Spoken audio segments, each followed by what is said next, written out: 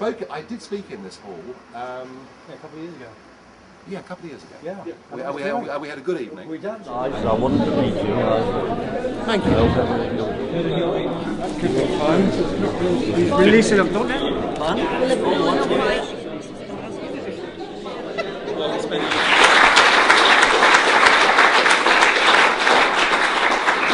Ladies and gentlemen, without any more ado, Nigel Farage.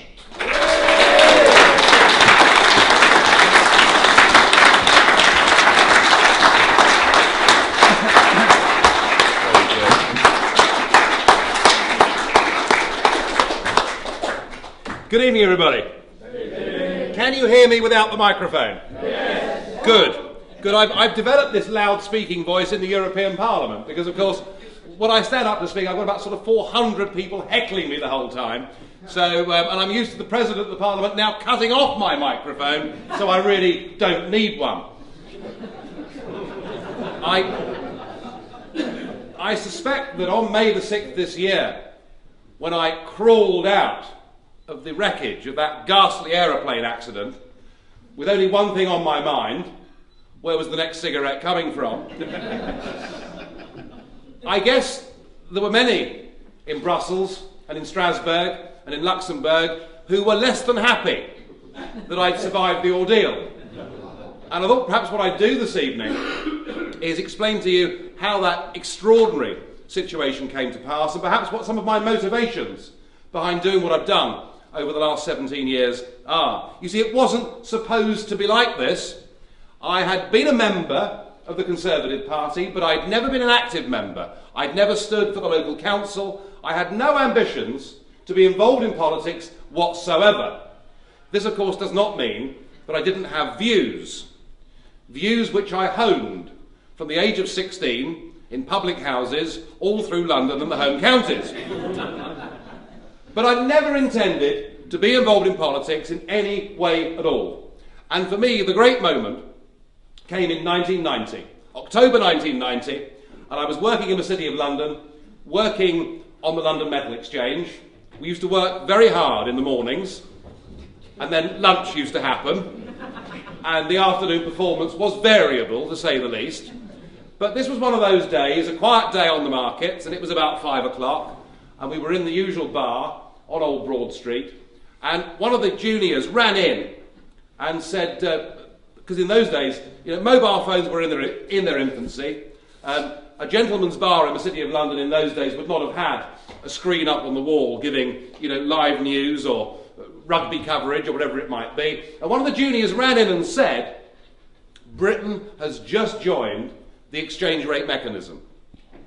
Now, my response to that, I'm not going to repeat in front of a family audience, but suffice to say, I was mortified that Mrs. Thatcher had given in and had decided that we should peg sterling against the Deutschmark as a precursor of going into a single European currency. And I remember being absolutely horrified at the sheer stupidity of it. And I say that because I was dealing in commodities, I was dealing in currencies, and the one thing I knew for certain is that when governments try to fix or decide what market levels should be, they every single time throughout human history and into the future, ladies and gentlemen, get it wrong. So I was damned angry about us joining the exchange rate mechanism, and of course it was a sign that Thatcher was on the way out, because within 4 weeks she was booted out by her own party. Well, anyway, the next morning, travelling up from Kent on the train, looking through the newspaper, I suddenly realised that it wasn't just the Conservative government that had taken us into the exchange rate mechanism, but it was supported by the Labour Party and it was supported by the Liberal Party. And it was the first time in my life I thought, hang on, I haven't got a choice. There's nothing I can do. All three parties are committed to signing us up to something that I think is going to be a disaster. And be encouraged, ladies and gentlemen, that the view that we have, the view that I just espoused, about how we should trade with Europe, be friendly with Europe, but not be part of a political union, when we started this party back in 1993, that was a minority opinion. It is now a clear, settled majority opinion amongst the people of this country. And none of that would have happened if it hadn't been for UKIP. And none of that would have happened if it hadn't been for the hard work of our members and supporters electing people like me back in 1999 and giving me and others the ability to be mouthpieces through the media for this cause. We have come a very, very long way. That is not to say that I'm complacent, and if I thought all the way back 20 years ago in that bar in Old Broad Street that getting too closely linked to this European project would be bad for us, well, I feel that ever more strongly today than I did then, and all I can promise you personally is that I will go on fighting and battling in whatever capacity I can, because I'll be damned if my 4 children are not going to grow up in a country that they can call their own. Thank you.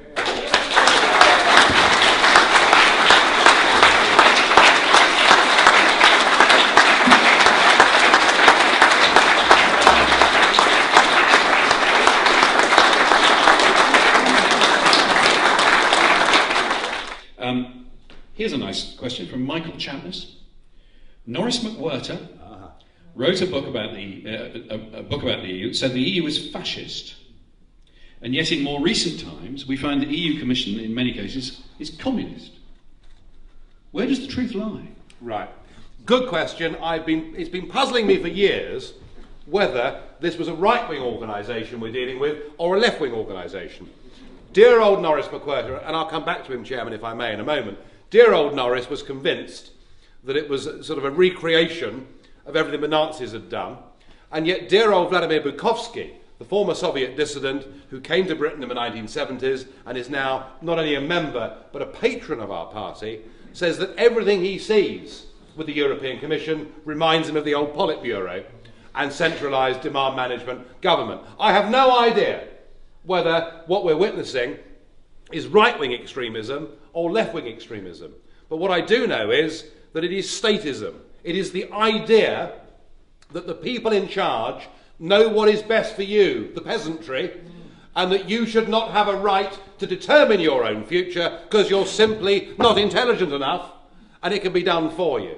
And so whether it's right-wing or left-wing, it's monstrous. But can I digress for a moment, please? I want to say something about Norris McWhirter. Norris, because I first knew him on the kids' TV programme Record Breakers. And there was Norris and Ross McWhirter, and then of course suddenly Ross McWhirter wasn't there because the IRA had murdered him. And I'd never understood the bond that existed between identical twins until I met Norris. Because through the 1990s, Norris was an absolutely tireless campaigner for UKIP and for me personally. Always said to me, Nigel, anything you're doing, I'll be with you, I'll support you. And we spoke at several dozen meetings together across the southeast, and there wasn't a single occasion when I was with Norris and had coffee with him or a drink with him or dinner with him when he didn't talk about his brother. And I thought, sort of nearly 30 years after he'd been killed, it just showed you this remarkable bond that exists. It was a very sad thing to witness. Anyway, one day, in 1999, in the run-up to those elections in which we succeeded, a very excited Norris rang me to say, now look, you and I are doing this meeting in Chichester, in the Assembly room. I said, yes, Norris, we are. Is there a problem? He said, no, far from it. He said, Patrick Moore, my old mate, has agreed that he will come and speak on the platform and speak for you in the European elections. Well, I thought, wow. I mean, here is the greatest eccentric Englishman alive who has agreed to come and speak for me. And in those days, we had no celebrity support at all. I mean, this was really big stuff for UKIP at the time. Well, the great day came, and you'd never seen an audience like it. It was the week before the European elections. There were hundreds packed into these Chichester Assembly rooms. The local BBC, ITV, they'd all come, to see this great event. And I was terribly excited, very, very nervous too, but terribly excited about the whole thing. And anyway, it got to 7:25, and I said to one of the organisers, where's Patrick Moore? I don't know. I said, well, bloody well, ring him, find out. Oh, said Patrick, I thought it was tomorrow. So we had a full-scale disaster on our hands. We agreed to send a car down to Chelsea to get him, and the meeting started more or less on time. I said, look, Norris, try and string it out a bit because we're in a bit of trouble here. And Norris, like me, Norris never spoke with notes. always got up and did his thing, and Norris spoke beautifully on that evening for 12 minutes and sat down. I couldn't believe it. I'd never been let down by Norris before, but my goodness me, I spoke for nearly 50 minutes. Goodness only knows what nonsense I was giving the audience. But I just about managed to hold their attention, and then, at the back of the room, there appeared this giant figure who could cause an eclipse himself. And Patrick began to make a stately sort of procession down the middle of the assembly rooms in Chichester. Of course, they all ignored everything I was saying, and everybody stood up and cheered, and he got to the front, and we had to help him up on... He's absolutely enormous, about sort of 24 stone. Very, very big man. And he had to be helped up onto the platform, and he said hello to Norris and the chairman, who he knew. I'd never met him, and we said hello, how he said how thrilled he was to be here. Sorry he was an hour late. And the chairman said, well, now, ladies and gentlemen, the man that you've all really come to hear this evening. And Patrick took the podium, and in went the monocle. And this is how he started. During the war, I flew 43 missions with Bomber Command as a navigator on Lancasters. I hated the French and Germans then and still do.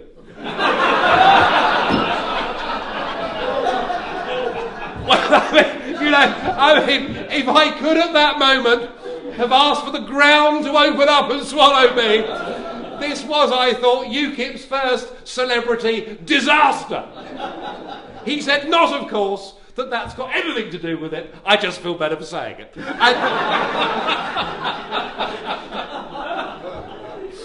And then proceeded to make the most incredible 25-minute talk along the same lines that I've given you tonight. That actually the beauty of Europe is its diversity, is the fact we have different countries, and what we don't want is to lose our identities. And he was wonderful. And I'm pleased to say, again, thanks to Norris, that I spoke to Patrick last week. And he's now, I'm afraid, wheelchair-bound. And probably not all that long for this world, given the condition that he's in. But we're very, very proud and pleased to have had people like Norris McWhirter and Patrick Moore supporting us for the last 10 or 15 years. Good story, isn't it? It has been an audience with Nigel Farage, and I think Nigel has been spectacular, but so have you. You've been an excellent audience. Thank you very much indeed. A round of applause for your time.